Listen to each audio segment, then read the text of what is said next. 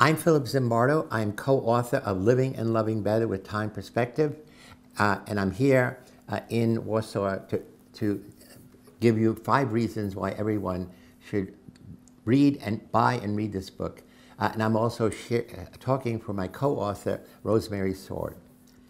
Every day of our lives, we have the opportunity to evolve into ever better versions of ourselves. Is anyone too old or too young to learn about a universal behavior that can be corrected, and in doing so, change your life for the better? A pattern that may have just started or has been practiced unconsciously for decades. What if you discovered that for years you've been facing in the wrong direction?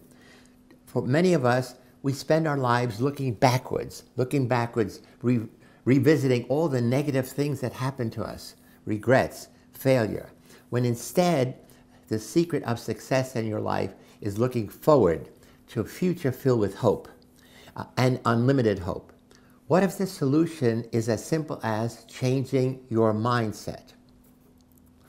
Living and Loving Better can help people as young as teenagers struggling with stress and anxiety of growing into young adulthood. It can also help elders with one foot on the threshold of eternity, and everybody in between, youth and elders. How? We show in our book a new way of viewing your past, your present, and your future by letting go of past negatives that have been holding us back, by making and working toward plans for an ever brighter, more positive future, all the while learning how to live in an enjoyable present. So it's the ideal blend of past, present, and future, which we now know from much research and even much therapy we have conducted, that is the ideal combination. Positive past, enlightened future, and enjoyable present. So let me give you 5 reasons why I believe that Living and Loving Better, reading it and practicing our exercise, is helpful for people of all ages. The first is that toxic, meaning destructive relationships, affect everybody. From childhood bully who becomes the bully boss to the bully's victims who live in chronic fear. And also from the self-absorbed, arrogant narcissist to those who step on others to get what they want.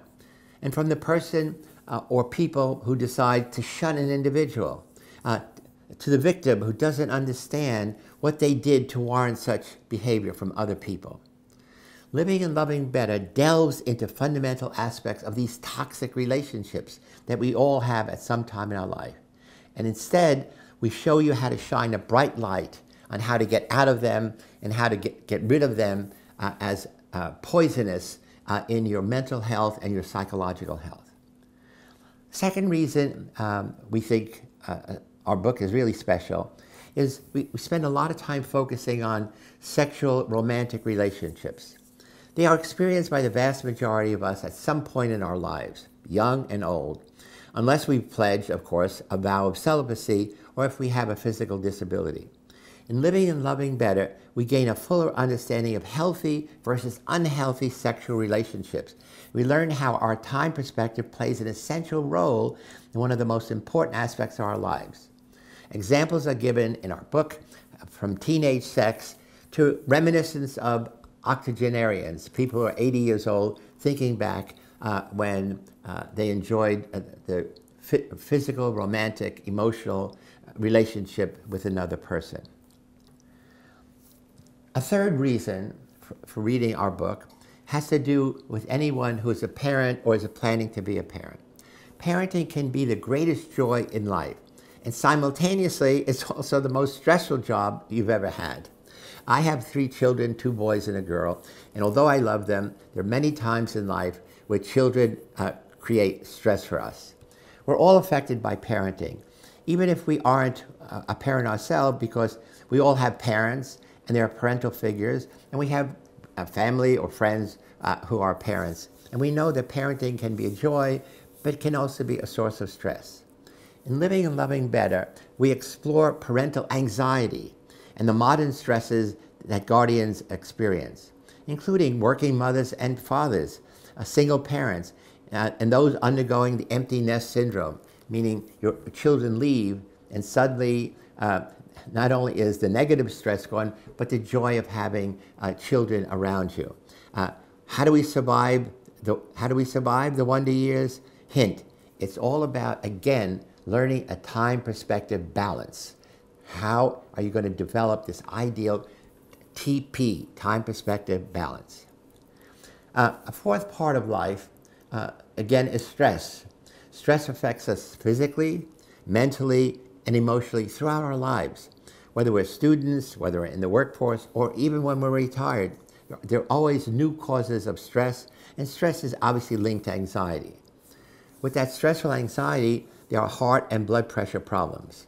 In many cases, we become addicted to medicine that reduce the anxiety, but then they become a new problem.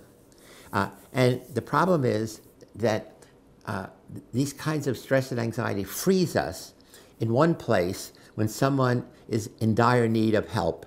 We often don't get that help, and we often don't know how to ask for help. And in many, many cases, if you ask for help, you'll get it. But too often we try to say, we can go it alone. We don't need other people, and that's wrong. In our book, we show you why we all need other people. We are social animals, and we help you learn how to ask for help in a respectful way. So in Living and Loving Better, we learn that skewed time perspectives can already add to our stressful life, and how to correct our thinking, and we teach you simple coping skills that can help during any kind of stressful situation that you'll face.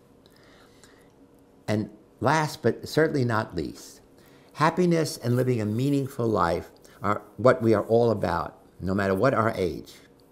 Living and Loving Better examines how time perspective affects our view of the whole world. It probes into our pursuit of happiness, our search for meaning in life, and also how do we develop the right livelihood. We help you focus on career. It's both stressful career choices, but also making the ideal getting on the ideal career path so that your life is enriched. And now, what's the key to living a happy, meaningful life? It's in a new word, kindness. And compassion. So in our book, what we try to do is tell you how you can live a compassionate life. And curiously, compassion begins with self-compassion. That too often, even people who are caring and kind spend a lot of time, like almost first responders, helping other people. And compassion begins with self-compassion. That is, give yourself a pat on the back. Treat yourself kindly. And then you're better able to reach out to other people and share that compassion. But what I have always said, and I actually had a dialogue with His Holiness the Dalai Lama, is that compassion and empathy are the most important private virtues. But compassion and empathy means you're more likely to want to help other people who are in need, or other people who are in stress, whether it's family or strangers. We want to be the good Samaritan to help people who need our help. But compassion and empathy are mental and emotional states. They don't change anything. So I have developed a program called the Heroic Imagination Project, in which we show that private virtue must be transformed and translated into action, because action is what changes the world. Behavior changes the world. And so we show you how to transform good feelings, good intentions into behavior that makes our world better and makes us live and love better and happier. Thank you for your attention. I hope you'll get our book. I hope you'll read it and share it with other people. Ciao, Phil Zimbardo.